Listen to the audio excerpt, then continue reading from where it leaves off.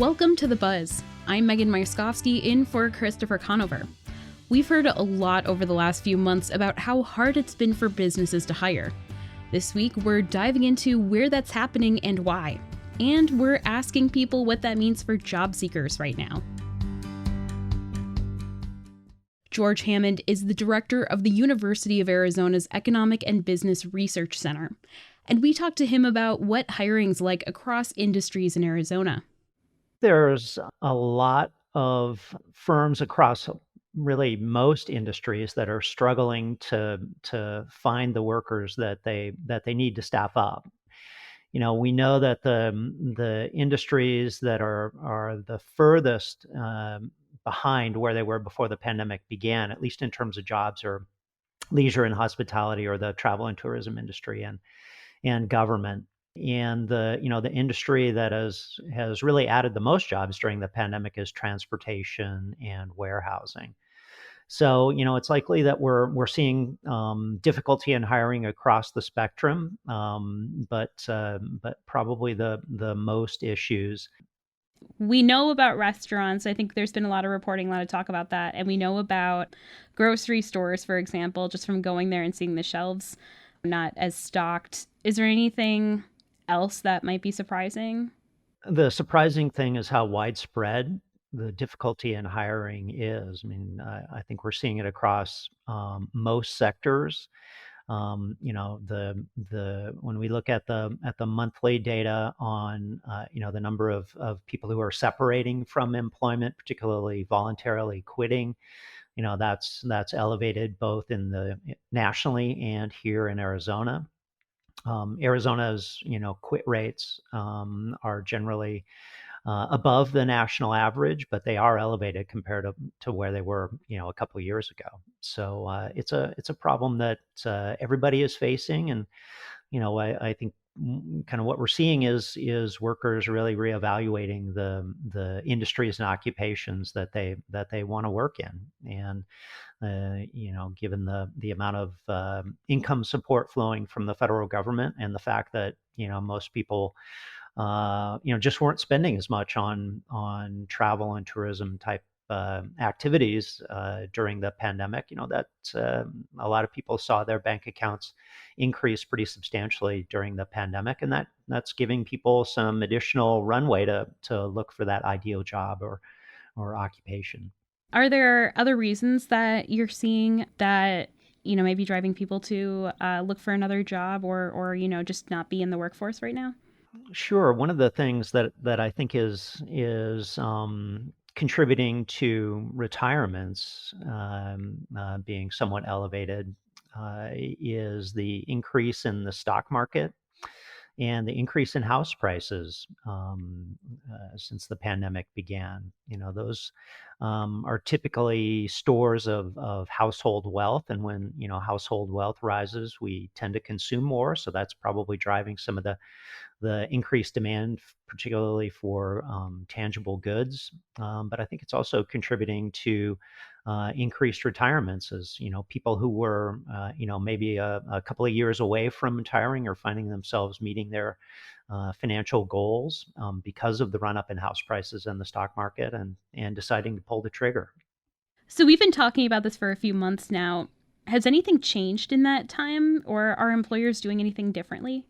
Well, I think employers are working a lot harder than they were before the pandemic to attract and retain workers, and I think we're seeing that across the board. I think we're going to be in this situation for probably throughout 2022. So we're going to have to continue to work hard to attract and retain the workers that we need to meet the demand. What could this potentially mean down the line? Does this mean we're going to see more automation? Does this mean we're going to see better salaries? Does this mean those grocery shelves are going to stay perpetually low stocked? I think we'll see a lot of this kind of iron itself out as we go through this year and even into next year. So I think the grocery grocery shelves will be stocked in the way that we were used to before the pandemic. But it may take a while for that to get back to normal. I think we are going to see continuing trends towards automation and increased use of artificial intelligence. I don't think the machines are going to eliminate the need for human workers. I think what we'll see is that more and more we will be working with machines. So, we'll be working with artificial intelligences and computers, and that will be something that will increasingly be a part of most people's jobs. That was George Hammond with the University of Arizona's Economic and Business Research Center. For a lot of Arizonans, there's one big missing piece that's keeping them from going back to work, and that's childcare. Many women, and especially women of color, say they can't jump back into full-time work because there's nowhere for their kids to go, and they're the primary caretakers. Kelly Murphy is the Vice President of Policy at the Children's Action Alliance, and she sat down with us to talk about the shortage of childcare workers and facilities, and how that impacts parents from rural to urban Arizona. What have working parents and especially working mothers been up against through the pandemic?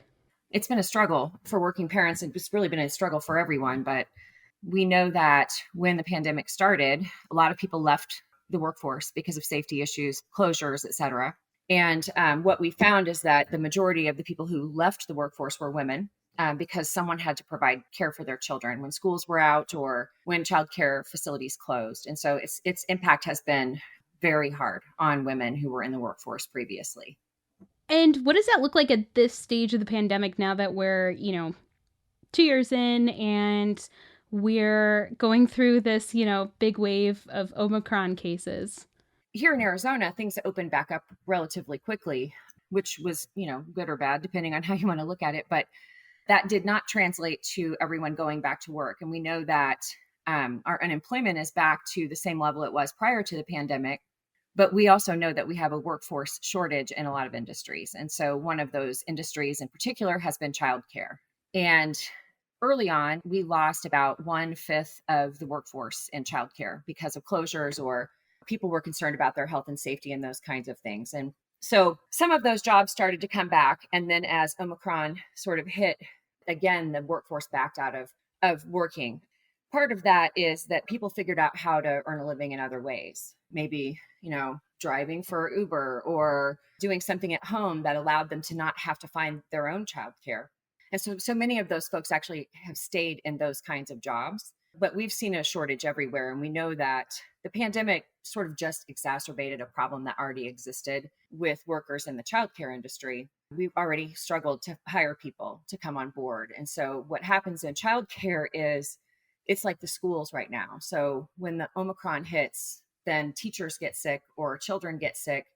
They have to temporarily close classrooms sometimes. They have to quarantine classrooms full of kids, which means that if you work there, you get quarantined as well and you're not earning any money. And so for a lot of folks, they found other ways to earn money because of repeated closures. It was just, and now they don't want to come back into that industry because we're still having that same problem now.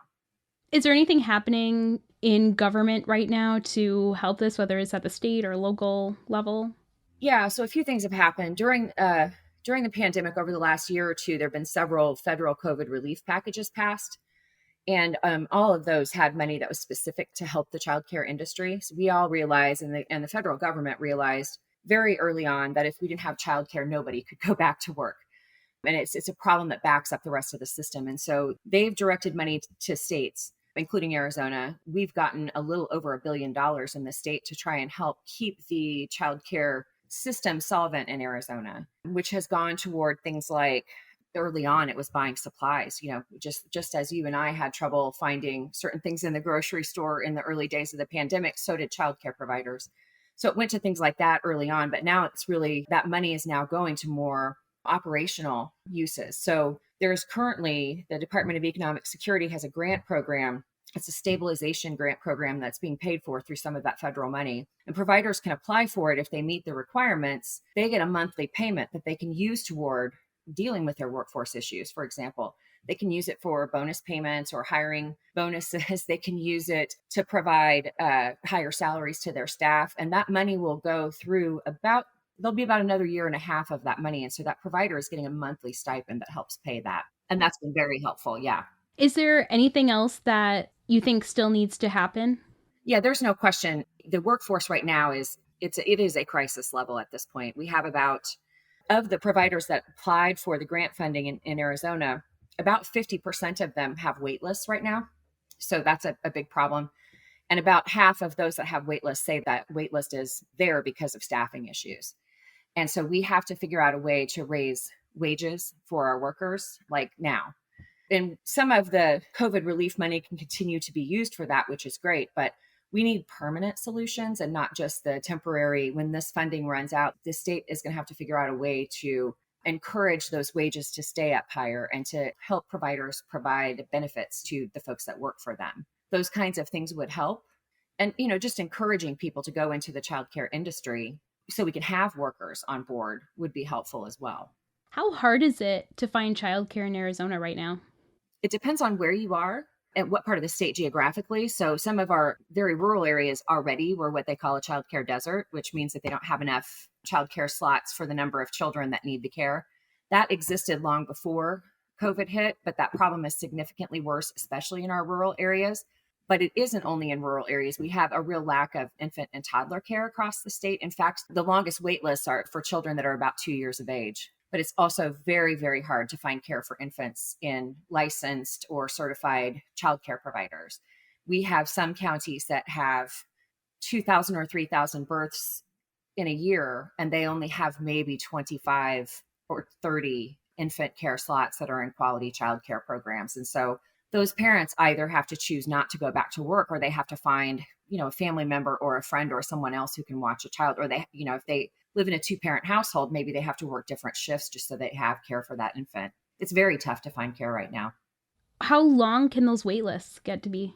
It really depends on the size of the program, but some of them have several hundred, families on a wait list to get into programs that are in locations that are optimal. So maybe they're close to where it's a business center where a lot of people work, or, or in a population center. The wait list can get very long. And of course, the longer that you wait, the less likely you are to you'll figure out something else if you need care. And so a lot of those families then don't come back, at least not right away. And to be honest with you, we are hearing anecdotally, but I'm hearing it from others that across all industries that are having difficulty attracting workers, that one of the reasons they want to hire people, but one of the reasons why applicants decide not to take a job is because they can't find care for their children. Are there workplaces that are adapting in order to accommodate parents in this way? And if so, how are they doing that? Well, I think what we've seen is for industries and businesses that could go virtual. So if you could work from home, a lot of companies temporarily said, if you need to watch your children while you're working, we can accommodate that right now because there's no place for them to go. And we've heard that some employers have been trying to find ways to provide childcare on site or in their facility, but they also still have the problem of attracting good workers. I think it's just very difficult if you don't have flexible hours, or there are places in the state that don't have any childcare at all. And so I know that there have been families who have formed little groups. So we've seen groups of parents who will watch each other's children, but they're not licensed care programs, and they may help in a pinch. But, if one of those parents who's watching somebody else's children decides to go back to work, or decides that they don't want to watch children that day, they're not necessarily as reliable either. Is there anything else in this topic that we haven't talked about that you'd want to touch on? I just think that it's important for people to understand that childcare, the workforce shortage in childcare, is sort of a linchpin to unclogging the workforce shortage elsewhere. So if parents cannot go back to work if they don't have a safe place to put their children when they're gone, and nobody wants to put their kids in an unsafe situation, but we have seen in the past situations where parents who were desperate for care left their children alone without an adult supervising. And those are dangerous and scary situations. We don't want to see people have to choose between, am I doing something that's unsafe with my child, or am I not working and putting food on my table? And so I think it's just important for people to understand that it's at a crisis level. And then the other thing I would say is that the way to sort of unclog the system in childcare is to increase wages and provide benefits to those workers and treat them like the professionals that they are. It's not babysitting. There is growth and development and all of those things happening in childcare programs. And so it's important for people to understand that as well. And then lastly, I would say that the one thing that is not the answer is reducing regulations or requirements for childcare providers. We don't want to make childcare programs inherently unsafe by reducing the number of health and safety requirements that they have. That's part of the reason why parents put their children in those kinds of programs, is because they know that they'll be safe and cared for. And so that definitely is not the answer right now. That was Kelly Murphy with the Children's Action Alliance. You are listening to The Buzz. I'm Megan Myskowski, in for Christopher Conover. This week, we're talking about the job market in Arizona. It seems like if employers are saying it's a tough time to hire, then it must be a good time to be looking for a job. We spoke with some Southern Arizonans who've been on the job hunt recently or are in the midst of their search to see if they're finding an abundance of options and if that changes what they're looking for. We talked first to Ann Furbush, who is finishing her master's in agricultural economics at the U of A. Her job search came to an end this week. It actually ended up being pretty straightforward. I think I submitted applications to 3 or 4 companies total, but I applied to one company first, kind of much earlier than the others, back in November, and heard back from them and did some interviews and actually just accepted it. I think I generally have the strategy when it comes to applications of being really picky about what companies I'm going to apply to and then putting a lot of effort into each of those applications. I have been putting a lot of thought into like what things I care about right now and what matters. And I think a big one for me with this particular application cycle was place and location. So my partner and I are ready to move back to the Northeast to be closer to family. And we kind of had really honed in on this one area in Western Massachusetts that we're interested in living. That I think really narrowed my search quite a bit. And then beyond that, there was a salary range I found acceptable and other stipulations. But I think that kind of was the main draw for me because I probably could have made more money doing something else in, maybe a bigger city or even working remotely. But I think place was the most important thing for me this time. Stuart Poland doesn't see growth opportunities for himself at the call center where he's been working for 6 years. He told us about what he's looking for in a new job. Honestly, something where I can actually get up and move around, because I've been working at home for the past 3 years out of the 6 years that I've worked for the company. I just need to get into a place where I can actually leave my house and walk around and maybe do some actual physical work. I mean, it's been going pretty well so far. I mean, it just started a couple of days ago. I've been just basically dipping my toes in the water, putting my resume out there. I've already got a couple of emails back, so it's been pretty quick, actually. I'm just basically casting a wide net and weighing my options. I want to make sure I'm working full-time just so it makes sense financially for me. And also, like, something no less than at least $19. It's been a long time since I've actually gone out of my way to look for a new job, but it's not really that different from the last time. Basically, just put I think the only actual difference is the route I'm going. So, like, using a lot of programs to actually put my stuff out there, like Indeed or anything like that, just setting my resume out there and getting people reaching out to me now. It's different in that sense. Clara Kuhn and their partner moved to Tucson from Staten Island, New York on New Year's Day for a change of scenery and work. Clara is now working part-time with a group expanding the Arizona Trail and is applying to become a substitute teacher. Both of us have been working the same seasonal job in the summer this was my 5th season and his 4th season, and the job ended and it was kind of like try and figure out something in New England, especially like with COVID, some things are a little bit more off the table or feel a little bit more off the table. I was working as a trail crew lead, so leading people in the backcountry, building mostly stone structures.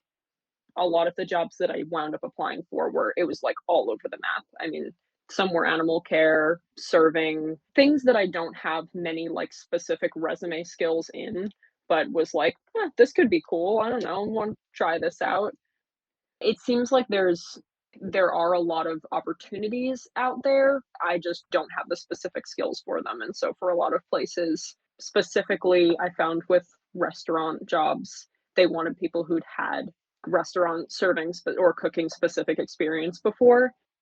I was looking for something that wasn't going to consume my life the way that my job over the summer did, because I did not have time off of it because I was living in the woods 5 days a week.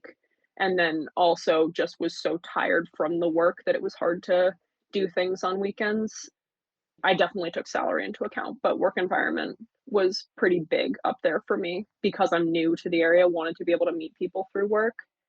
One of the most reliable places to find job seekers is a college career services office. We had a conversation with Pete Corrigan, who works with University of Arizona seniors and alums navigating the job market, about what's changed for recent grads and the people looking to hire them. Can you tell me a little bit about what the market is like for graduates who are looking for jobs right now? I mean, it definitely depends on the industry, but the job market is strong. There's a lot of demand for students. And a couple of months ago, we put together a Zoom meeting of our top employers, meaning employers that hire the most students and just are kind of a constant presence on campus. And the one thing that we did learn from them kind of universally was that applications are down for their positions 30 to 40% over what they have been in past years. So students have a lot of options, especially with a lot of jobs changing to being virtual and being remote. So do you think that amount of opportunity, do you think that that has an effect on what types of jobs or what industries students are pursuing right now as opposed to maybe a year ago or even 5 years ago? Yeah, I mean, it really just depends on the student and what they're passionate about. Students with coding skills. It's funny, I just talked to an employer the other day and he talked about wanting to hire unicorns. And his definition of a unicorn was someone who has technical expertise, but also has, very good communication skills so he can talk to customers as well. And, I mean, you would think maybe that wouldn't be so hard to find, but I think a lot of employers do find it hard to be found because if you're attracted to technical work, maybe your strength isn't interacting with people. With there being a wider selection of opportunities, do you think that students are also able to be a little pickier or, negotiate based on that? Yeah, well, I mean, I definitely think with certain students, location can be something that's very important to them. And I think the fact that employers are, offering more remote work really changes things up, right? So, I mean, you might be attracted to a company that's in Seattle, but you can live in Phoenix and do that work remotely. And then I think too, work-life balance is something that's become more and more important to students. I just talked to a student this week and she's an alum and she works for a very popular company for students to work for. But she said that, they'll call her at 5 o'clock on Friday night and they'll give her an assignment that's due Saturday morning. And that means she has to cancel her plans. And she said, that she doesn't really feel, like they don't even thank her. It's just kind of accepted of her. And, that really changes someone's lifestyle. I mean, I think it depends on the person, but definitely lots of things to think about when you're looking for your first job out of college. Are there students who maybe have more than one option on the table and so they're looking for other options than that? They're, choosing a job that offers better work-life balance? Yeah, well, I just met with a student earlier this year, and he wanted to be a financial advisor. He likes working with people, but he likes, finance and building relationships. So, I introduced him to a few companies, and he wound up getting at least 2 job offers. It might have been 3. We had several meetings just kind of going through his thought process. And one of the job offers is from a company that kind of sells itself as a work-life balance company, and full time is only 37 and a half hours a week. And, that was interesting to him. But there was another company, and I thought his attitude toward them was very interesting. I mean, so that company pays like 50,000, the 37 and a half hour week. And the other company that he was interacting with had a starting pay of 65,000 plus commission. So, I mean, this could be a really good well-paying job for a first job or any job, but they wanted him to work 12 hours a day. And he thought about it, and he said he was in a good situation and he didn't have a lot of student debt and he didn't feel the need to work 12 hours a day. So he took one for lesser pay and more of a work-life balance. Are you seeing any change in the salaries that are being offered? Are your students getting offered higher salaries than you've seen? That's kind of hard information to gather, is like what students do after graduation, but we try really hard. In the last few years, Megan Frecky in our office has developed a career destination survey, which she gives to graduating seniors. And I believe there's about a 73% response rate. And students that had an internship on average make more money than students who didn't have an internship during college. And I mean, this was good for us to hear, because you always want to hear that you're doing good work. Students that interacted with career advisors or career center or went to career fairs make on average $12,000 more than students who didn't. Is there any other advice that you're giving students or would give to, someone who's looking for a new job that we haven't covered already? There's a lot of good resources, especially at the university, for students to reach out to. So get help with your documents and then network and be talking to different companies and making those opportunities happen, and definitely attend career fairs. But I think getting a job can wear you down and there's some disappointment along the road. And I think just, to have perseverance and keep your energy at a good level, because you never know when you're going to be in a conversation, with a job that's really important, and you just want to make sure that you're at your best. Great. Well, thank you so much for taking time to talk to me. Sure. That was Pete Corrigan with the University of Arizona Career Services Office. And that's the buzz for this week. Find all episodes online at azpm.org and subscribe to our show wherever you get your podcasts. Just search for The Buzz Arizona. I'm producer Megan Myskowski. This week we had help from our production assistants Itai Sofer and Samantha Larned. Jim Blackwood is our production engineer. Christopher Conover is our news director, and our music is by Enter the Haggis. Thanks for listening. Arizona Public Media's original programming is made possible in part by the Community Service Grant from the Corporation for Public Broadcasting.